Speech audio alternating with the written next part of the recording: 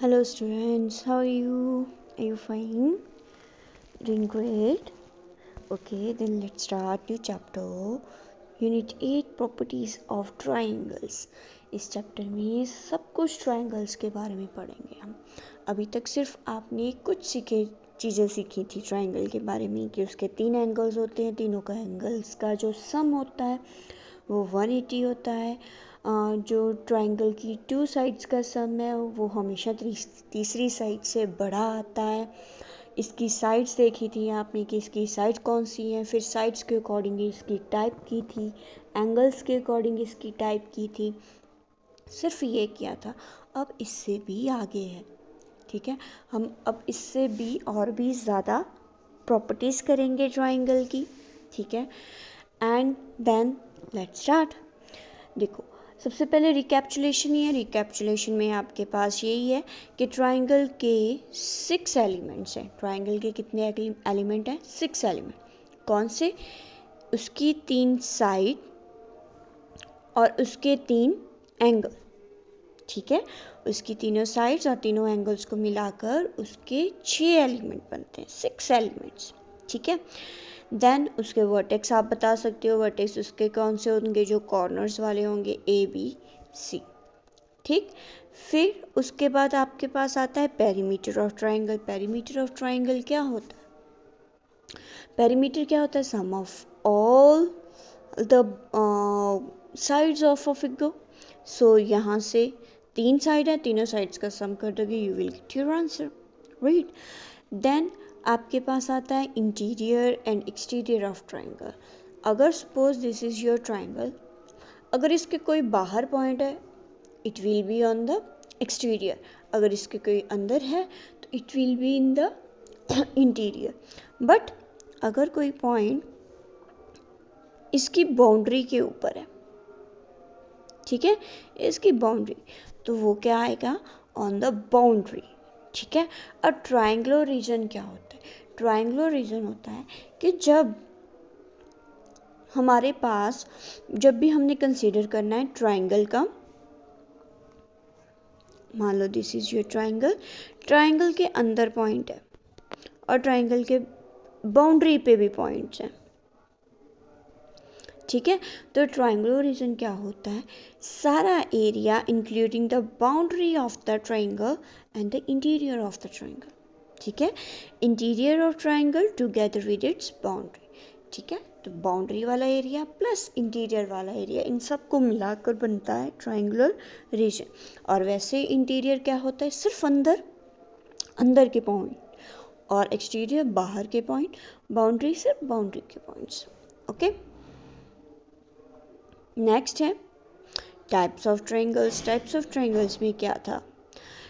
एक हमारे पास आता है types of triangle on the basis of side, दूसरा आता है on the basis of angle. On the basis of sides, sides के अकॉर्डिंग क्या आता है? एक इक्विलेटरल ट्रायंगल जिसमें तीनों की तीनों साइड्स क्या आती हैं? इक्वल। फिर आइसोसेलेस ट्रायंगल जिसमें 2 साइड्स इक्वल आती हैं। स्केलिन ट्रायंगल जिसमें तीनों की तीनों साइड हमारी क्या होती हैं? डिफरेंट होती हैं। अब next on the basis of angles.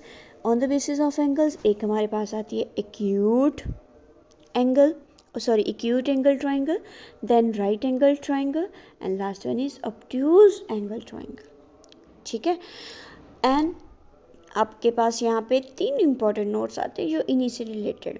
सबसे पहले हमने किया इक्विलेटरल ट्राइंगल। इक्विलेटरल ट्राइंगल के तीनों एंगल्स जो होंगे वो कितने होंगे? 60 डिग्री मेज़र के होंगे। तीनों के तीनों एंगल्स का मेज़र क्या होगा? 60 डिग्री होगा, ठीक है, इक्विलेटरल ट्राइंगल। फिर आइसोसेलेस किया हमने। आइसोसेलेस में देखो उसकी ऑपोजिट साइड्स इक्वल है। अगर ये आपकी ट्राइंगल है, अगर ये दोनों साइड्स इक्वल हैं तो इसके कॉरेस्पॉन्डिंगली इसका ऑपोजिट एंगल ये है, ये इक्वल आएगा, और इसके कॉरेस्पॉन्डिंगली ये, तो ये दोनों एंगल्स भी क्या आते हैं? इक्वल आते हैं, ठीक है। तो the angles opposite to the equal sides of the isosceles triangle are equal, fine. तो इनके दोनों एंगल्स भी इक्वल आएंगे, फाइन। जो साइड्स पे, जो साइड्स इक्वल हैं उनके ऑपोजिट्स वाले angle, fine. Then third one is in scalene triangle no two angles are equal. हमें पता है स्केलर ट्राइंगल के तीनों साइड डिफरेंट होती हैं, तो उसके तीनों एंगल्स भी क्या आएंगे, डिफरेंट आएंगे। Okay, median of triangle. अब नेक्स्ट आपका यहाँ से न्यू टॉपिक स्टार्ट होते हैं, मीडियन ऑफ ट्राइंगल। मीडियन क्या होता है, मीडियन, मीडियन से ही पता चलता है, मीडियन मतलब मिड, ठीक है, मिड वैल्यू कोई। अब कैसे, देखो आपने एक ट्राइंगल ड्रॉ की, ठीक है, अब इस ट्राइंगल में अगर हम इनका मीडियन ज्वाइन करें, इस वर्टेक्स से इसका मीडियन यहाँ पे आएगा, इसका मीडियन दैट मीन्स मिड यहाँ पे बन रहा है, और इसका मिड यहाँ पे बन रहा है, ठीक है। So these are your medians. जब आप ऑपोजिट वर्टेक्स से, ठीक है, एक वर्टेक्स से उसकी ऑपोजिट साइड पे मिड वैल्यू बनाते हो, ठीक है, मिड वैल्यू बनाते हो, एक ऐसा आप साइड ड्रॉ करते हो, लाइन ड्रॉ करते हो जो उसकी मिड वैल्यू को क्रॉस करती है, मिड बनाती है, उसको 2 इक्वल पार्ट्स में डिवाइड करती है, ठीक है, तो वो होता है आपका मीडियन। तो अगर आपकी ट्राइंगल कुछ ऐसी है तो इसका मीडियन कैसे आएगा, देखो जब अभी आपने मीडियन बनाना है तो मीडियन का मतलब क्या होगा, इसकी ऑपोजिट साइड क्या हमने क्या करना है, हाफ करना है। तो देखो इस केस में ये वर्टेक्स है तो ये आपका क्या है, ऑपोजिट साइड, तो इसका मिड यहाँ पे बन रहा है, so this will be sorry this, तो ये इसका मीडियन आएगा, ठीक है। इस साइड पे ये इसका मीडियन, मीडियन हमेशा सीधा नहीं रहेगा, साइड आपने देखना है कि उसकी साइड का मिड कहाँ पे बन रहा है, तो उसके अकॉर्डिंग, तो जब भी ऐसी कोई लाइन होती है जो ऑपोजिट लाइन को 2 इक्वल पार्ट्स में, ऑपोजिट साइड को 2 इक्वल पार्ट्स में डिवाइड करे, दैट इज योर मीडियन, ठीक है, that is the difference between the median and the altitude, ठीक है। नाउ नेक्स्ट हम करेंगे यहाँ पे ऑल्टीट्यूड। ऑल्टीट्यूड क्या है, देखो ऑल्टीट्यूड वैसे क्या होती है, हाइट, और हाइट हमें पता है कि हाइट हम कैसे फाइंड करते हैं, बिल्कुल सीधे ना, जब भी आप अपनी हाइट भी मेज़र करते हो, आपने देखा होगा वो आपके कर्व्स के अकॉर्डिंगली नहीं जाते, सीधा आपके टॉप पे जाते हैं, ठीक है, स्ट्रेट काउंट करती हैं कि आप कितने लंबे हो। तो ऐसे ही जब भी आपके पास ट्राइंगल आएगी, ट्राइंगल का ऑल्टीट्यूड के लिए हम स्ट्रेट लाइन ड्रॉ करेंगे, ठीक है, स्ट्रेट, और वो क्या होगा आपका परपेंडिकुलर होगा, जब भी हम परपेंडिकुलर ड्रॉ करते हैं टू द ऑपोजिट साइड, ठीक है, from a vertex, that is our altitude. अब फिर से अगर हमारे पास ऐसी फिगर है, अगर मीडियन है तो मीडियन हमारा किस तरफ आया था, इस तरफ है ना, इस फिगर में, बट अगर ऑल्टीट्यूड है तो ऑल्टीट्यूड सीधा रहेगा 90 डिग्री, क्योंकि परपेंडिकुलर है, परपेंडिकुलर दैट मीन्स हमने 90 डिग्री का एंगल बनाना है, तो 90 डिग्री का एंगल तो स्ट्रेट होता है, तो जब भी कभी आपको स्ट्रेट लाइन मिलेगी उसके साथ ये स्क्वायर वाला मिलेगा, तो दैट मीन्स वो हमारा 90 डिग्री, वो हमारा परपेंडिकुलर है, तो दैट मीन्स वो हमारी हाइट है, ठीक है, वो हमारी क्या है, हाइट, ऑल्टीट्यूड है। ओके, देन आता है हमारे पास एंगल सम प्रॉपर्टी। अब angle sum property, angle sum property क्या होती है, जब आप ट्राइंगल के तीनों एंगल्स को प्लस करते हो तो आपके पास कितना आता है, 180। ये भी हमने बहुत बार किया कि तीनों एंगल्स को प्लस कर दो, आंसर विल बी 180। अब ये आता कैसे है, अब ये प्रॉब्लम है, चलो आज ये भी करने वाले हैं हम लोग। सबसे पहले देखो, आपने इसी फिगर में ट्राइंगल ली हुई है एक, उस ट्राइंगल का ये एंगल 1 है, ये एंगल 2, ये 3, ठीक है। अब आपने क्या करना है, ये आपकी ए है, बी है, सी है, आपने क्या करना, ये जो बी सी है इसके पैरेलल आपने एक लाइन ड्रॉ करनी है पासिंग थ्रू ए, ठीक है, तो ये लाइन को नेम दे दिया डी ई, ठीक है, तो इससे रिलेटेड ये एंगल 4 हो गया, ये एंगल 5 हो गया, ओके।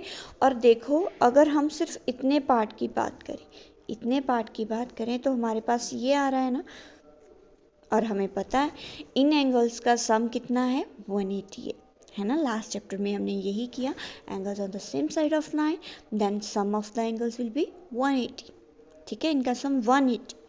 तो अब हमने इन्हीं से क्या फाइंड करना है अपना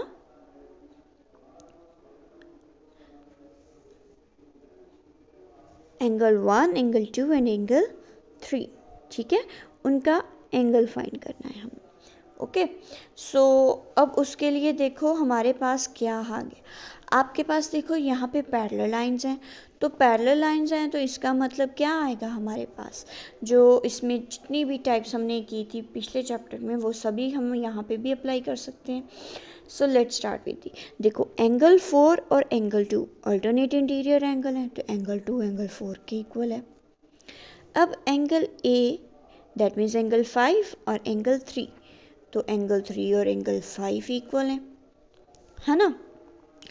अब अगर मैं इन दोनों को प्लस कर दूं, ठीक है, लेफ्ट साइड को लेफ्ट साइड पे और राइट साइड को राइट साइड में, तो मेरे पास आएगा angle 2 plus angle 3, angle 4 plus angle 5, है ना। अब इसमें अगर मैं एंगल 1 प्लस कर दूं, ठीक है, अब इसमें अगर मैं एंगल 1 प्लस कर दूं, क्योंकि एंगल 1 तो तीनों में है, तो ये बनेगा एंगल 1 एंगल 2 प्लस एंगल 3, और दूसरी साइड पे आएगा angle 1 plus angle 4 plus angle 5, right. अब अभी देखो हमने थोड़ी देर पहले किया था कि एंगल 1 एंगल 4 एंड एंगल 5 ये तीनों के तीनों किसके इक्वल हैं, 180 के। इन तीनों एंगल्स का सम कितने किसके इक्वल था, 180 के। ये एंगल्स तीनों मिलकर क्या बना रहे हैं, 180 बना रहे हैं। तो इसका मतलब angle 1 plus angle 2 plus angle 3 equals to 180। ठीक है, सो ऐसे आता है आपका तीनों एंगल्स का सम किसके इक्वल आता है, 180 के इक्वल आता है। ओके, अब देन हमारे पास इसमें आता है कुछ और प्रॉपर्टीज है यहाँ पे, remarks. We can't have a triangle with more than one right angle. देखो एक ट्राइंगल में सिर्फ एक ही राइट एंगल होगा 90 डिग्री, और दूसरे दोनों एंगल कौन से होंगे, एक्यूट होंगे। ठीक है, या कह सकते हो आप कॉम्प्लीमेंट्री होंगे। ठीक है, जिनका सम कितना आएगा, 90 आएगा, क्योंकि अभी हमने किया कि ट्रायंगल के तीनों एंगल्स का सम 180 होता है। अब उसमें से एक एंगल 90 है तो दूसरे दोनों का सम कितना आना चाहिए, 90 आना चाहिए। तो दोनों के दोनों एंगल कौन से होंगे, एक्यूट एंगल होंगे। ठीक है, या फिर कह सकते हो कॉम्प्लीमेंट्री होंगे।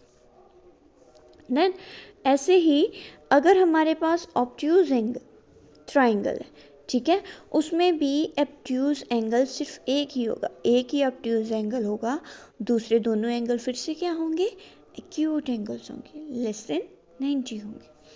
देन थर्ड वन इज कि अगर आपके पास इक्विलेटरल ट्राइंगल है, ठीक है, हमें पता है कि इक्विलेटरल ट्राइंगल में तीनों एंगल्स क्या होते हैं, 60 होते हैं। ठीक है, अब देखो अगर ये तीनों 60 हैं तो हमारे पास कभी भी कोई ऐसी ट्राइंगल नहीं आएगी जिसमें तीनों का सम 60 से बड़ा आए। ठीक है, कोई भी ऐसी ट्राइंगल नहीं होगी जिसमें तीनों एंगल्स 60 से बड़े हों। ठीक है, जैसे कि मान लो ये 70, ये 72 हो गया, ये 65 हो गया, कभी ऐसी ट्राइंगल नहीं आई। ठीक है, सो it will be wrong. In right angle triangle the sum of two acute angles is 90। वो भी हमने डिस्कस कर लिया कि राइट ट्राइंगल में अगर एक 90 डिग्री है तो बाकी के दोनों कितने कौन से होते हैं, एक्यूट एंगल्स होते हैं। ठीक है, देन उसके बाद आता है हमारे पास एक्सटीरियर एंगल प्रॉपर्टी।